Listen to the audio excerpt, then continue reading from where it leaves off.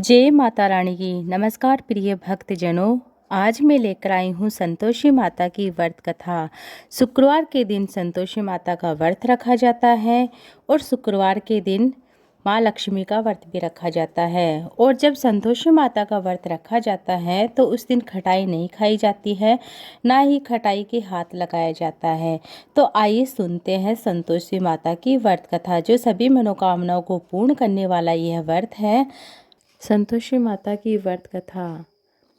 एक बुढ़िया माई थी, उसके 7 बेटे थे। 6 कमाने वाले थे, एक निकम्मा था। बुढ़िया माई 6 अपने बेटों की रसोइयाँ बनाती थी, भोजन कराती थी। उनसे जो कुछ जूठन बचता था 7वें पुत्र को दे देती थी। एक दिन वह अपनी पत्नी से बोलता है, देखो मेरी माता का मुझ पर कितना प्रेम है। वह बोली, क्यों नहीं, सबका जूठा तो तुमको खिलाती है। वह बोला, ऐसा नहीं हो सकता, मैं जब तक आंखों से नहीं देख लूँगा बात मान नहीं सकता। बहू ने हंसकर कहा, देख लोगे तब तो मान लोगे ना। कुछ दिन बाद त्यौहार आया। घर में 7 प्रकार के भोजन और चूरमे के लड्डू बने। वह जांचने के लिए, परीक्षा लेने के लिए सिर दर्द का बहाना कर पतला कपड़ा ओढ़कर रसोई में सो जाता है। वह पतले कपड़े में सब देखता रहता है। 6 भाई भोजन करने आते हैं। उसने देखा माँ ने उनके लिए सुंदर सुंदर आसन बिछाए हैं, नाना प्रकार की रसोइयाँ परोसी है। आग्रह करके उन्हें जिमाती रही। वह देखता रहा। 6 भाई भोजन करके उठे, तब माँ ने उनकी जूठी थाली में से लड्डू को टुकड़ों को उठाया, एक लड्डू बनाया। जूठन साफ कर बुढ़िया माँ ने पुकारा, बेटा उठ, 6 भाई भोजन कर गए, अब तू ही बाकी है, सो उठ भोजन कर ले। तो वह कहने लगता, माँ मुझे भोजन नहीं करना, मैं परदेश जा रहा हूँ। माता ने कहा, कल जाना तो आज ही चला जा। वह बोला, हाँ आज ही जा रहा हूँ। यह कर वह घर से निकल जाता है। चलते समय वह अपनी पत्नी की याद आती है। गौशाला में वह कंडे थाप रही थी। दोहा, हम जावे परदेश को आवे, कुछ काल तुम रहियो संतोषे धर्म आपनो पाल। जाओ पिया आनंद से, हमारो सोच हटाए, राम भरोसे हम रहे, ईश्वर तुम्हें सहाय। दो निशानी आपने देख धरु में धीर, शुद्धि हमारी मत बिसाइयो, रखियो तुम गंभीर मन में गंभीर। वह बोला, मेरे पास तो कुछ नहीं है, अंगूठी है सो ले लो, अपनी कुछ निशानी मुझे दे दो। वह बोले, मेरे पास तो कुछ नहीं है, गोबर बड़ा हाथ ही है, कहकर उसके पीठ पर गोबर के हाथ की थाप मार देती है। वह चल दिया। चलते चलते दूर देश में पहुंचा। वहाँ एक साहूकार की दुकान थी। वहाँ जाकर कहने लगता है, भाई मुझे नौकरी पर रख लो। साहूकार को जरूरत थी, बोला रह जा। लड़के ने पूछा, तनख्वाह क्या दोगे? साहूकार ने कहा, काम देकर दाम मिलेंगे। साहूकार की नौकरी मिली। वह सवेरे 7 बजे से रात्रि 10 बजे तक नौकरी करने लगा। कुछ दिनों में दुकान का लेन देन, हिसाब किताब, ग्राहकों का माल बेचना, सारा काम करने लगता है। साहूकार के 7-8 नौकर थे, वे सब चक्कर खाने लगते हैं। वह बोला, बहुत होशियार हो गया है। सेठ ने भी काम देखा, 3 महीने में से मुनाफे का साझेदार बना देता है। वह कुछ वर्ष के बाद नामी सेठ बन जाता है। तो मालिक सारा कारोबार छोड़कर उसी पर छोड़कर बाहर चला जाता है। उधर उसकी पत्नी पर क्या बीतती है सुनिए। उधर उसकी पत्नी को सास ससुर दुख देने लगते हैं, सारी गृहस्थी का काम कराते हैं, उसे लकड़ी लेने जंगल में बेचते हैं। इस बीच घर के आटे से जो भूसी निकलती है, उसकी रोटी बनाकर रख दी जाती है। फूटे नारियल की नरेली में पानी। एक दिन वह लकड़ी लेने जा रही थी। रास्ते में बहुत सी स्त्रियां संतोषी माता का व्रत करती दिखाई देती हैं। वह वहाँ खड़ी होकर कहने लगती है, बहनों तुम किस देवता का व्रत करती हो? इसके करने से क्या फल मिलता है? यदि तुम इस व्रत का विधान मुझे समझाकर कहोगी तो मैं तुम्हारा बड़ा ही एहसान मानूंगी। तब उनमें से एक स्त्री बोलती है, सुनो, यह संतोषी माता का व्रत है। इसके करने से निर्धनता, दरिद्रता का नाश होता है और जो कुछ मन में कामना होती, मनोकामनाएं होती हैं, सब संतोषी माता की कृपा से पूरी होती है। तब उसने व्रत की विधि जाननी चाहिए।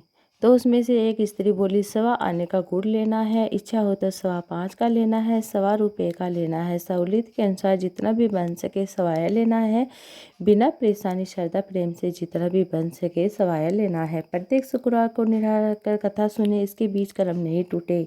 लगातार नियम पालन करना। सुनने वाला कोई ना मिले तो घी का दीप लगाकर उसके आगे जल के पात्र को रखकर कथा कहना है। जब कार्य सिद्ध न हो, नियम पालन करना। कार्य सिद्ध हो जाने पर व्रत का उद्यापन कर देते हैं।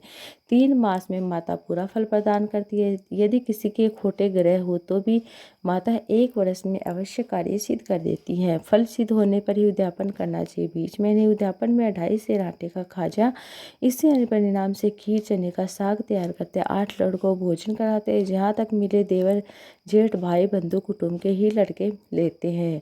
न मिले तो रिश्तेदार पड़ोसियों को लड़कों को बुलाते हैं, उन्हें भोजन कराते हैं, यथाशक्ति दक्षिणा अपनी शक्ति के अनुसार दक्षिणा देते हैं, माता का नियम पूरा करते हैं। इस दिन घर में खटाई नहीं खाई जाती है। यह सुनकर बुढ़िया के लड़के की बहू चल दी। व्रत का पारण करके माता संतोषी माता का दर्शन करके रास्ते में लकड़ी के बोझ को बेचकर उन पैसों से गुड़ चना ले आती है। व्रत की तैयारी कर आगे चलती है। सामने मंदिर के खड़े होकर पूछते हैं, यह मंदिर किसका है? सब कहने लगते हैं, संतोषी माता का मंदिर है। यह सुनकर माता के मंदिर में जाकर चरणों में रोकर रोने लगती है, गिड़गिड़ाने लगती है, हे माँ, मैं दीन हूँ, आपके व्रत की विधि कुछ नहीं जानती हूँ, मैं निपट अज्ञानी हूँ, व्रत में कुछ नियम नहीं जानती हूँ, मैं दुखी और अज्ञानी हूँ। हे माता जगजननी, मेरा दुख दूर कर, मैं तेरी शरण में आई हूँ। माता को दया आई। एक शुक्रवार बीता, दूसरे शुक्रवार के पति का पत्र आया, तीसरे शुक्रवार के भेजा पैसा पहुँचता है।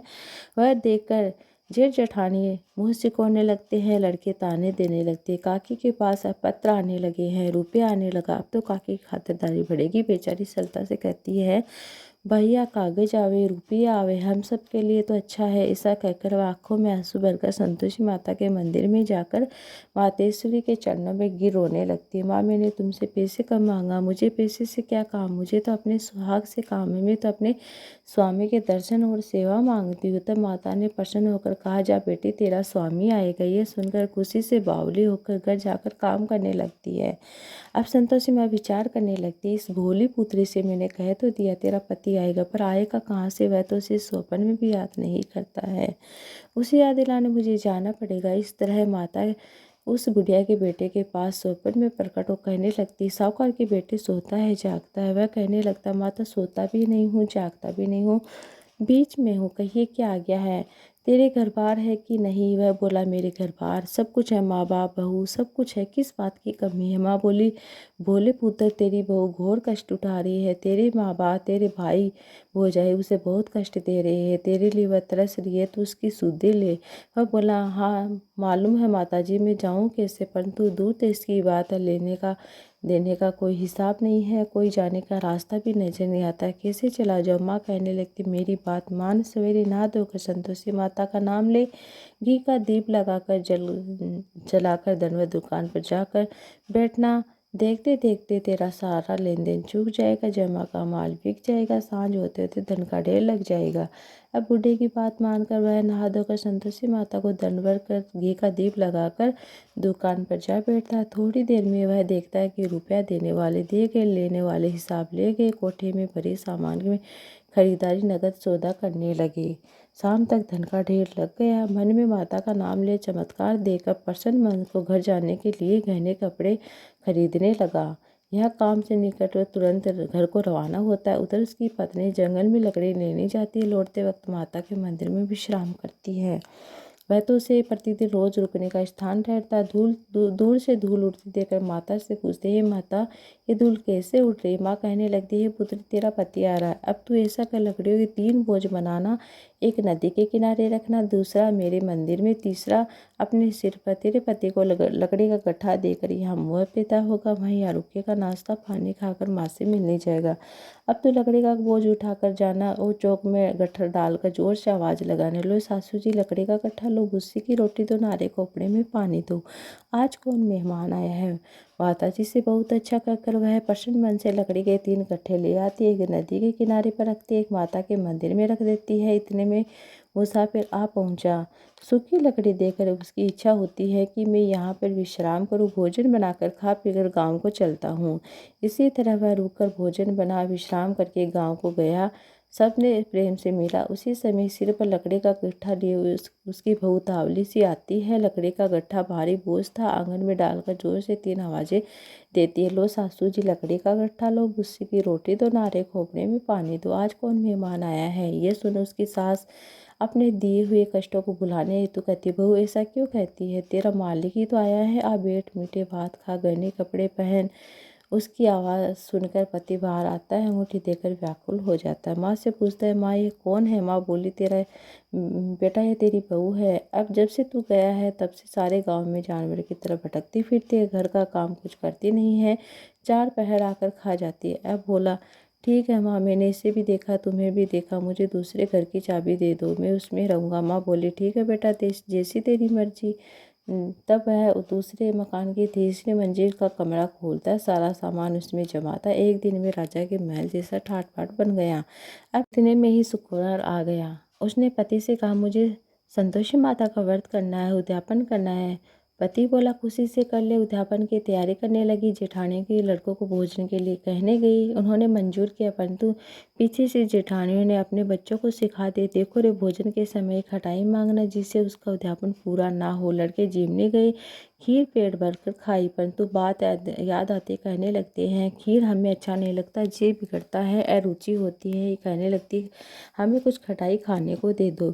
तो वह बोली, खटाई खाने को नहीं मिलेगी, यह संतोषी माता का प्रसाद है। लड़के खड़े हुए, बोले, पैसे लाओ। बहू बोल, जो जानती नहीं थी, बहुत ही भोली थी, उन्होंने पैसे दे दिए। लड़के उसी समय हट करके इमली खाने लगते हैं। ये देखकर बहू पर माता ने कोप किया। राजा के दूत उससे पति को पकड़कर ले गए। जेठ जेठानी मनमाने वचन कहने लगते हैं, खोटे खरे वचन कहने लगते हैं। लूट लूट धन इकट्ठा कर लाया था, अब सब मालूम हो जाएगा जब जेल की रोटी खाएगा। बहू से यह सहन नहीं हुआ।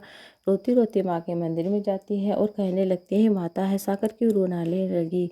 माँ बोली, बेटी तूने उद्यापन करके मेरा व्रत भंग किया है। कहने लगी, माँ मैंने कुछ अपराध नहीं किया, मैंने तो भूल से लड़कों को पैसे दे दिए थे, मुझे क्षमा करना, मैं फिर तुम्हारा उद्यापन करूँगी। माँ बोली, अब तू भूल मत करना। वह कहती है, अब भूल नहीं होगी, अब बताओ वह कैसे आवेंगे। माँ बोली, जा पुत्री, तेरा पति तुझे रास्ते में आता मिलेगा। वह निकल राह में पति आता मिला। वह पूछती, तुम कहाँ गए थे। वह कहने लगता है, इतना धन जो कमाया था उसका टैक्स राजा ने मांगा था, वह भरने गया था। वह प्रसन्न हो बोली, भला हुआ, अब घर चलो।